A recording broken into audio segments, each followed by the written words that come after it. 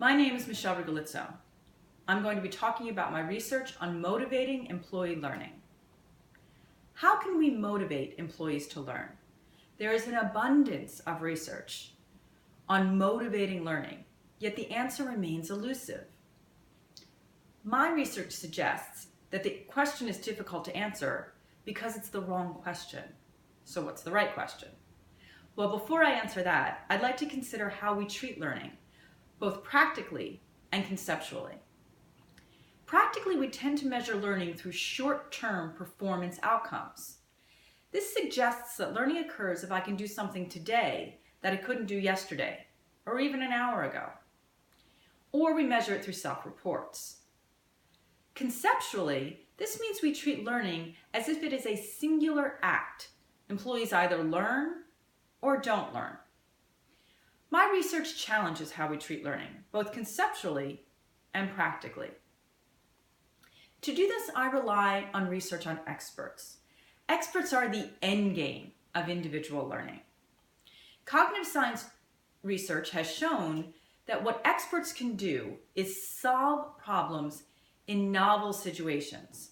And they can do this because they have access to a vast reservoir of knowledge in their long-term memory.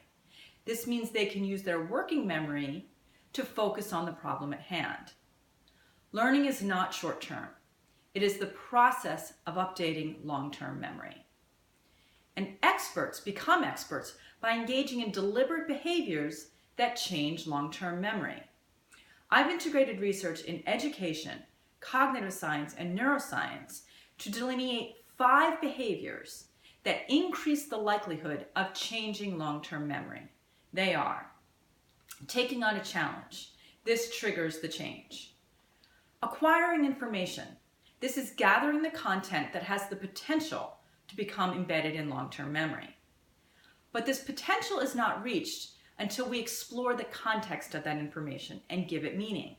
Without this step, research has shown that there's very low likelihood that the information will be remembered in the long term.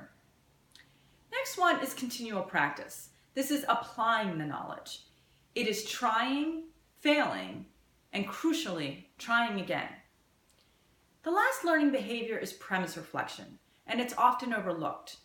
Premise reflection means understanding underlying principles, and it's what separates experts from those who are competent. Competent employees can perform well, but they struggle in novel situations. Experts can apply their knowledge to situations they've never seen before because they understand underlying principles. So conceptually, learning is not a singular act. It is a series of at least 5 behaviors. But what does this mean practically?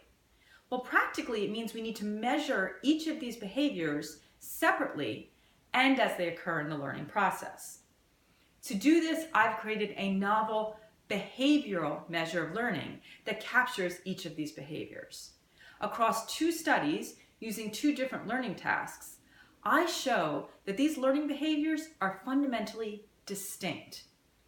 Most participants only engaged in a subset of the behaviors, and there was no discernible pattern as to which behaviors they were engaged in. Very few engaged in all of them. This makes sense because these behaviors require different, at times opposing attributes. Taken together, they require the learner to be confident enough to take on a new challenge, yet humble enough to acquire information from experts.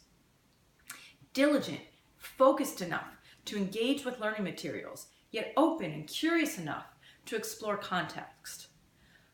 Concerned with practical application and getting it right, and yet able to step back and critically examine their own failures. So how do we motivate employees to learn is the wrong question.